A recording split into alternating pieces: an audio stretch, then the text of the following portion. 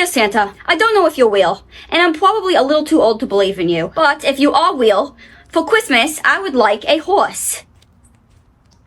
And to be hot. Sincerely, JJ Johnson. Mom? What are you doing here? You haven't been in this series for, like, years.